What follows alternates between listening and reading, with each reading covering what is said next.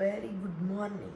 જય શ્રી કૃષ્ણ, રામ રામ, સીતારામ, જય માતાજી, જય ગોપાલ, જય સ્વામિનારાયણ, જય જલારામ, જય જિનેન્દ્ર, જય દ્વારકાધીશ અને મહાદેવ. હર હર મહાદેવ. આજ કંઈક વહેલા જ જાગી ગયા છીએ. જો હજી વાગ્યા જ કેટલા 3:35. કેમ કે આજે સાબજીને જવાનું છે ગાંધીનગર અને આપણે તો ઘરે જ છીએ. આપણે ક્યાંય નથી જવાનું કેમ કે મમ્મી છે એટલે નથી જતી ને. બીજું એક રીઝન છે કે એમની હારે એક જવો ઓફિસમાંથી એક ભાઈ પણ જાય છે એટલે આપણે કંઈ જવાનું નથી. તો સાબજી જાય છે તો એ થઈ ગયા છે રેડી. ગુડ મોર્નિંગ ને જય શ્રી કૃષ્ણ. કેમ છો? મજામાં? તો વાંધો નહીં, મજામાં જ રહેવાનું છે. મારી તબિયત થોડીક અત્યારે બગડી ગઈ છે, તો વાંધો નહીં. તમે બધા મોજમાં હોય એટલે તમારો ભાઈ મોજમાં જ હોય. ચલો ફટાફટ આપણે ભગવાનજીને પૈકે લાગી લઈએ, પછી ચા પાણી પી લઈએ. 4 વાગે હમણાં પહેલા ભાઈ આવી જશે એટલે આપણે નીકળી જઈએ આપણી રૂટ તરફ. રૂટ જ કહેવાય ને, યસ, ડેસ્ટિનેશન. રૂટ તરફ, ડેસ્ટિનેશન તરફ. ચલો વાગી ગયા છે 7:45 અને સાબજીને સવારમાં 4 વાગ્યામાં મોકલી દીધા અને એ પછી આપણે થઈ ગયા બધું કામકાજ કરીને ફ્રી. અને હવે કરવાની છે ચા પાણી ને નાસ્તો. તો ચા અહીંયા આપણી ઉકળે જ છે. બહાર જાવું થઈ રહીશ પણ બહાર નહીં નીકળે, દરવાજો બંધ છે એટલે ચાને કીધું પાછી અંદર વી જા, બહાર જવાનો મોકો તને નહીં મળે. અને પછી આપણે ખોલવાનો છે ધોબી ઘાટ. કેમ કે હમણાં કેટલા દીથી કપડાં પારસી કર્યા નહોતા તો ઢગલો થયો છે મારો બાપુજી પારસી કરવાનો. એ ખાલી સબ્જીના એકલાના જ કપડાં હો, બાકી કોઈના નથી. તો ચા પાણી નાસ્તો કરી લઈને પછી પારસી કરી લઈ, પછી કંઈક મળીએ પાછા આપણે આગળ. મમ્મી જય શ્રી કૃષ્ણ. જય શ્રી કૃષ્ણ. સારું છે ને? હા સારું છે હો. તો વાંધો નહીં. ચલો વાગી ગયા છે 11:15 ને આપણે એવા તા બાજુની રૂમમાં. કેમ કે બહાર રસ્તો થતો હતો ને તો જોવા કે કેટલેક કામ પહોંચ્યું છે. અને બાકી બાદ મમ્મી કરે છે અત્યારે તલની સફાઈ બાજુવાળાના માહી બેનના ને એમના. કેમ કે ગામડેથી તલ આવ્યા તો કે સાફ કરી દે ને માસી. તો જો અહીંયા મમ્મી તલની સફાઈ કરે છે.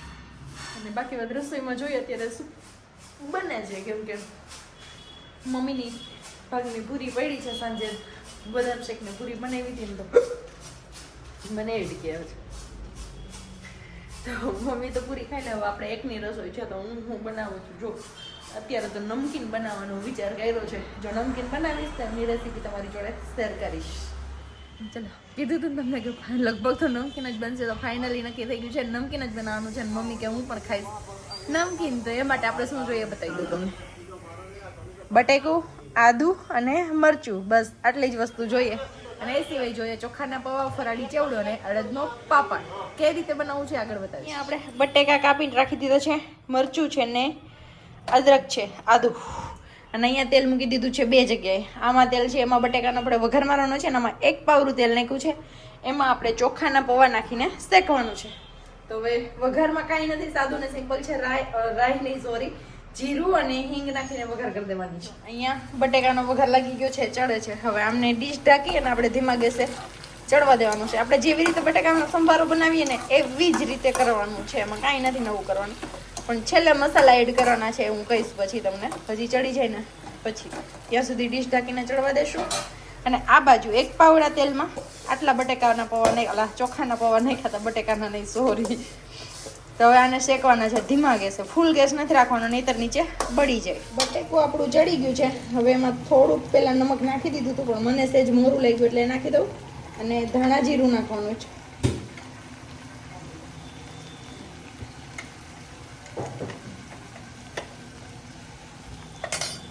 ને એ પછી નાખવાની છે બ્લેક પેપર એટલે કે મરી પાવડર, થોડો એવો જ. અને તીખાસ મેન્ટેન કરવા માટે તમારે મરચું જે નાખો ને એ તીખું લેવાનું છે. જેમને જેવું તીખું ખાવું હોય ને એ રીતનું. કેમ કે તીખાસામાં લાલ મરચું પાવડર તમારે બિલકુલ નાખવાનો હોતો નથી, એટલા માટે. બાકી બધા પૌવા અહીંયા ધીમા ગેસ હજી આપણે શેકાઈએ છે. જો આવા સેજ રતાસ પડતા થાય ને એટલે એકદમ મસ્ત કડક થઈ જશે પૌવા. એટલે મજા આવે ખાવાની. કડકડ થાય. મને મમ્મીને બધાને બહુ ભાવે નમકીન. ચલો ફટાફટ બની જાય પછી ફાઇનલી લુક બતાવો. હવે વધારે શેર નહીં કરું. ફરાળી ચેવડો આવી ગયો છે ઓલરેડી અને પાપડ શેકવાનો છે અડદનો. એ બધું આની અંદર મિક્સ કરવાનું છે. આપણું નમકીન અહીંયા રેડી છે. તો આવું કંઈક લુક વાઇઝ લાગે. આમાં ખબર નહીં તમને કેવું લાગતું હોય. જો આવું કંઈક છે મસ્ત મજાનું, પણ ટેસ્ટ વાઇઝ બહુ મસ્ત લાગે.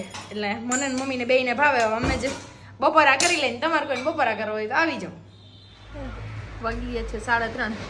આપણે અહીંયા આરામ પર ભાગીએ છીએ એટલે કે બેઠા છીએ બારીએ નવી સેટી છે ને એટલે નવા રૂમમાં બહુ મજા આવે છે બેહવાની અને મમ્મી અહીં બેઠા બેઠા આપણે વાઈટું કરી દે છે દીવા કરવા માટેની દિવેટ કેમ મળી હા નથી વાંધો તમને કઈ નહીં મજા આવે ને બારીએ બેઠા બધા જોવાની જો આ બાજુથી આમ જોવા ને અહીંયા સ્ટ્રોબેરીના પ્લાન્ટ છે આપણા સુકાઈ ગયા છે અને બહાર હાલે છે લાઈનનું ફિટિંગ ને અહીંયા પડ્યું છે ડમ્પરિયું ભરેલું કાકરીનું જે કાકરા ઠલવવાના છે રોડ ઉપર આવું કંઈક છે અમારું કામકાજ અને અહીંયા અમારું કામ હાલે છે અને સાબજી નીકળી ગયા છે પણ એમની ઈચ્છા એવી છે કે રસ્તામાં સાળંગપુર આવે છે તો સાળંગપુર દાદાના દર્શન કરતા આવીએ તો જો હવે જઈએ ત્યાં દર્શન કરવા જાય કદાચ સાહેબજી આપણે તો અહીંયા ઘરે છીએ જો જાય તો એમને કહેશું કે એકાદી ક્લિપ આપના માટે પણ કરતા આવે અને બીજી એક કોમેન્ટ હું જવાબ આપતા ભૂલી ગઈ તમને કે ઘણા બધાનો સેટીવાળો વિડીયો ગયો તો ઘણા બધાની કોમેન્ટ હતી કે પ્રજ્ઞાબેન સેટી કેટલાની એવી પ્રજ્ઞાબેન સેટી કેટલાની એવી કેજો અમારે લેવી છે સેટી કેટલાની એવી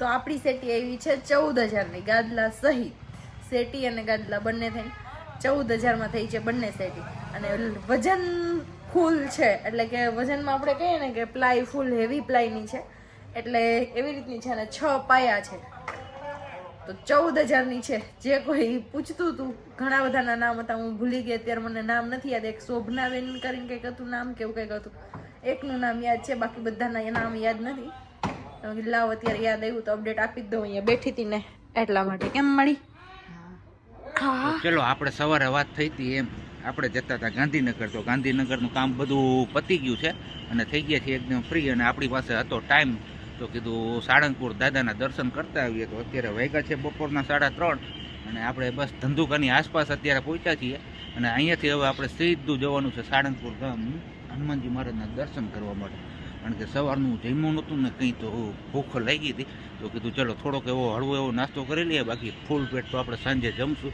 તો હવે અહીંયાથી અમે નીકળીએ છીએ સાળંગપુર અને શક્ય હશે તો સાળંગપુર દાદાના દર્શન તમને બધાને પણ હું કરાવીશ તો વિડીયો છોડીને ક્યાંય ન જતા થોડીક ક્ષણોમાં આવે દાદાના દર્શન હો ભાઈ થોડુંક જ છે 20 કિલોમીટર ફાઇનલી પૂગી ગયા છીએ આપણે સાળંગપુર ધામમાં BAPS શ્રી સ્વામિનારાયણ મંદિર સારંગપુર આપનું હાર્દિક સ્વાગત કરી છે ને જાત્રાનો સંઘ બહુ મોટો બધો હાઈલો આવે છે બેકગ્રાઉન્ડ અમારા ભાઈ શ્રી સુરેશભાઈ સારું હે ને ભાઈ જય હનુમાન દાદા જય હનુમાન દાદા અમારા બેની ઈચ્છા થઈ હતી એટલે કીધું હાલો દાદાના દર્શન કરતા જ જઈએ ઈચ્છા થઈ છે ને દાદા બોલાવે તો કીધું જતા જ આવીએ આપણે જય કષ્ટભંજન દેવ જય કષ્ટભંજન દેવ ને ચલો હવે આગળ જો પોસિબલ હશે તો તમને બધા લોકોને અમે દર્શન કરાવીશું નહીતર બહાર જે LED સ્ક્રીન છે એના ઉપર તમને દર્શન કરાવશું બાકી દર્શન કરાવશું એ ફાઇનલ છે આપણે વ્હાઇટ હાઉસ નવું બનાવેલું છે જેમાં તમે આરામથી સગવડથી રોકાઈ શકો છો અને ફાઇનલી આપણે પૂગી ગયા છીએ સાળંગપુર ધામમાં હવે જઈએ છીએ ફટાફટ મંદિરે દર્શન કરવા માટે કારણ કે અહીંયા બહાર પાર્કિંગમાં જોઈએ છે ને તો ટ્રાફિક બહુ વધારે એવો છે એટલે લાઈન તો હશે અને પાછું આપણે ટાઈમસર જુનાગઢ પણ પહોંચવાનું છે ફાઇનલી દાદાનું મંદિર દેખાય છે અહીંયા મસ્ત મજાનું જય કષ્ટભંજન દેવ ફાઇનલી લાઈનમાં તો આપણે આવી ગયા છીએ અને બસ દાદાના દર્શન કરીએ એટલી વાર છે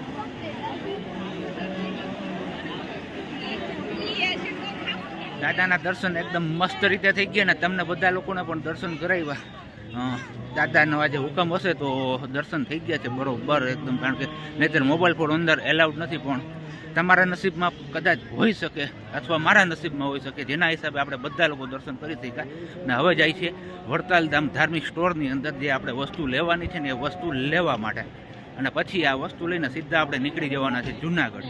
આ જગ્યા ઉપર હનુમાનજી મહારાજનું વિરાટકાય સ્વરૂપ મૂકવામાં આવેલું છે. જય હો બજરંગબલી મહારાજ. આમ જોવા જઈએ ને તો આજે નથી હનુમાનજી મહારાજનો વાર, પણ ભક્તોનો પ્રવાહ અવિરતપણે ચાલુ જ છે.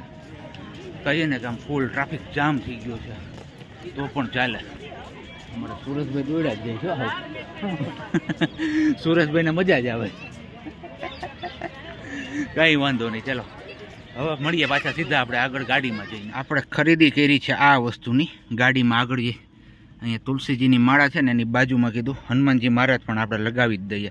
એક હનુમાનજી મહારાજ તો આપણે જો કે અહીંયા છે જ લગાવેલા, પણ કીધું સાળંગપુરવાળા દાદાને પણ લગાડી જ દઈએ હારોહાર. તો શું કે સુરેશભાઈ, મજા આવી ને દર્શન કરીને? મસ્ત કાંઈ ઘટ જ નહીં. કા આજે હાવ આરામથી દર્શન થયા, વ્યવસ્થિત. બહુ વ્યવસ્થિત દર્શન થયા. આની પહેલાં આવ્યો ને ત્યારે આટલા વ્યવસ્થિત નહોતા છે, ત્યારે ટ્રાફિક હતી. આજે બહુ મસ્ત દર્શન થઈ ગયા છે. અને હવે ચાલો હવે નીકળીએ આપણે ફટાફટ જુનાગઢ, એટલે તાણામાં પૂગી જાય. પણ હનુમાનજી મહારાજની જગ્યામાં જ આપણે હનુમાનજીને અહીંયા લગાવી દઈએ. તો અહીંયા આપણે દાદાને બિરાજમાન કરી દીધા છે દાદાના ધામમાં જ. જય કષ્ટભંજન દેવ. જય કષ્ટભંજન.